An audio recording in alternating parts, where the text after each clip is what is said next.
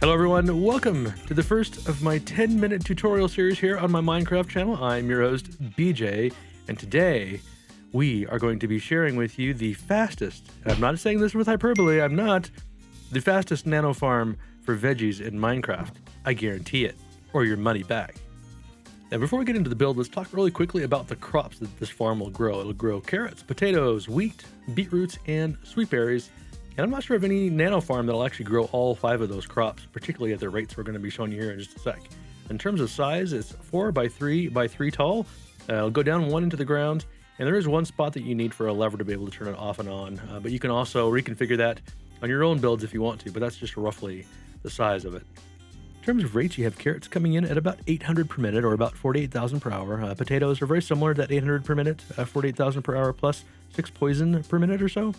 Wheat also is about 800 per hour when you consider that everything together, but wheat by itself, when you take away the seeds, is still about 300 per minute, or about 18,000 per hour. Beetroot's a little bit more unique. It requires 4 bone meal to grow, and so the rates are a little bit less, but you still end up with about 215 beetroots per minute, or about 12,500 per hour. Sweet berries are very similar to that 800 per minute range at 760 per minute, and about 45,000 per hour. The one thing that's certainly going to limit you from being able to stand here for an hour is the amount of bone meal. And of course you have 9 full stacks per dispenser, and it'll go through a full dispenser, or actually all 3 dispensers will empty out in about 1.5 to 2 minutes at full speed. So you'll need a heck of a skeleton farm to have this working really well. But now that you kind of get the basic layout of everything, let's go ahead and take a look at the materials and get into the build.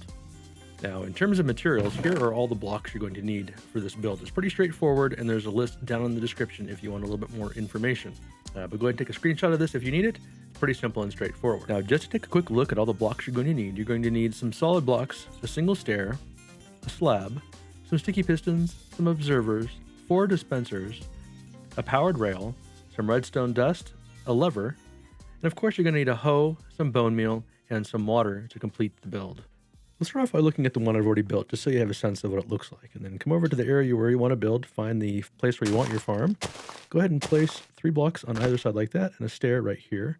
Grab your water bucket, go ahead and waterlog that stair like that. And then let's go ahead and put in solid blocks all the way around, just to kind of finish off the bottom in a 3 by 4 pattern, leaving that one in the center.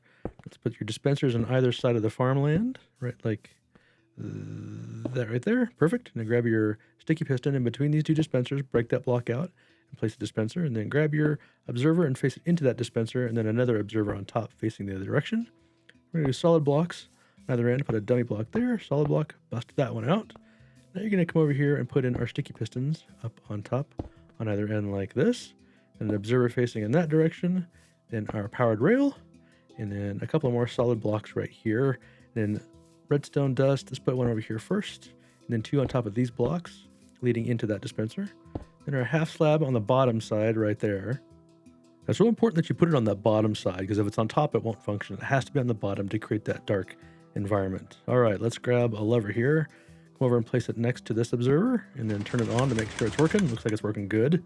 And now let's, actually, let's put this lever on here first. And this is what you need to go ahead and pull that block back, which you'll have to do occasionally. Let's go ahead and farm that really quick. All right, let's go ahead and fill up our dispensers with bone meal. They take 9 stacks each, and you make sure they're as full as you can make them, because this thing does eat bone meal like crazy. In about 2 minutes, it will eat them all. Make sure all 4 dispensers are full so you can kind of maximize your growing power here. That is the main part of the build complete. And now let's run over here really quick and grab some crops so that we can grow them. Oh, let's get all the stuff off my hotbar here so I have room for the crops. Oh, a little bit more here. Get those out. Now let's grab some carrots, and then move this over here. Grab some potatoes, some wheat seeds, some beetroots, and some sweet berries. Now let's go grow them up. All right, let's talk really quickly about how you use the farm now. So you come over and you turn the switch on. Now the first 4 crops are going to be very similar in how they're used. The sweet berries just a little bit different, and we'll go through all 4 really quick. So you come up to the farm, and you stand right up against these 2 dispensers, and then you look just inside that corner right there and start placing it. Sometimes when you put these down, you will start eating the crop instead, and just stop for a second and then try and adjust your timing a hair, and it should start working right away. See right there, it started to eat it. There you go. Just keep placing it and it'll eventually work. and it works more often than not. It's pretty rare actually that you start to eat it. And then with seeds, just as easy, just right in the same spot, There's your wheat and your seeds. Then with your beetroot seeds, very straightforward and very fast. Now let's go ahead and show you the difference with the sweet berry bushes. So typically this is going to be closed like this. And so what you want to do is use this lever I showed you a little bit earlier just to open it up so you have access to the farmland. Go ahead and drop in your sweet berry bush, and then you're going to start it back up again. And just like flowers, when you spam the berry bush with the seed, the bone meal is going to make one pop off. So you just kind of keep hitting it, and there you go. Just like flowers, very straightforward. So there you go. There's all 5 crops working really well. You can see I've already got tons of them on there. Now, because you're using so much bone meal, and just as a quick kind of PSA for this, you don't actually use bone meal evenly on them.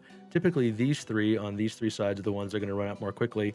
This one is only getting used if the crop needs 4 of the bone meals to make it grow, like the berry bush does, or like the beetroot seeds do. I'm not sure the berry bush does. So the beetroot seeds are going to be using this 4th dispenser, and so oftentimes this one's still quite full. And the nice thing about that is, if these guys run out, or if one of these runs out, then this one will kick in, and so it's a little bit of a backup. But this thing does use bone meal very quickly, and so as a quick retrofit, if you want to do it, if you need the extra bone meal space, what you can do is just throw a hopper on each of these 4, and then put a chest on top of them, like this, and then you can fill those with bone meal, and you'll have tons more. You can even make these double if you want to, pretty easily, like this. If you need tons and tons of space, then you can just fill those with bone meal and come in here and still use it in just the exact same way. Now, one of the questions you might have for me is, why not put a hopper and hopper cart underneath the farmland? And the answer is, this thing puts out so many drops so quickly that it would overwhelm the system for the most part. And you can pick almost all this up in your inventory. So my recommendation is, if you want to put that in, if you have a larger system, go ahead and put a hopper and a minecart underneath there and feed this into your system. It'll work just fine that way. I just decided not to do it on here because I wanted this to be simple and pretty compact and small.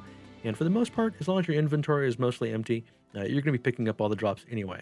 So I would recommend just doing that. If you want to put one under, go for it. It's totally up to you, but it's really not necessary because the drops are so fast. So there you go. That is the fastest nano farm in Minecraft. I'm absolutely positive, again, or your money back. You get back what you paid for the advice, I suppose. If you do find one that's faster or more compact, I guess, that as this quick, please let me know. I'd very much appreciate it. I do want to give a couple of quick shout outs, of course, to Etho. The idea behind these dark nano farms that you have darkness that pops the crop off certainly came from him or from people who've interacted with Etho. And then Il Mango last year came up with a farm that was similar to this in some ways, at least the concept of how quickly you could make that half slab kind of go back to pop the crops off. It came from Il Mango. So I did want to give a shout out to those 2 people. But I do think that my implementation of it is relatively unique, especially in this size and this configuration and in the way that it works. So if you guys enjoyed this, if it was useful to you, please let me know down in the comments. Hit that like button. And if you're not currently subscribed, please consider subscribing for more Let's Plays and more tutorials. And I hope this came in under 10 minutes. We'll find out during editing. Anyway, thank you all very much. I appreciate it. We will see you guys in the next tutorial. Bye-bye.